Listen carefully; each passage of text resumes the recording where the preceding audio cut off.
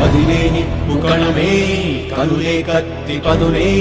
మాటై తాను బరిలో దిగితే పదము కాదు శరమే ఎరుపై దూకు పిడుగే సాటేది రాని ఘనుడే ఎరులై బరిలో అతడే దిగితే రణము తనకు వసమే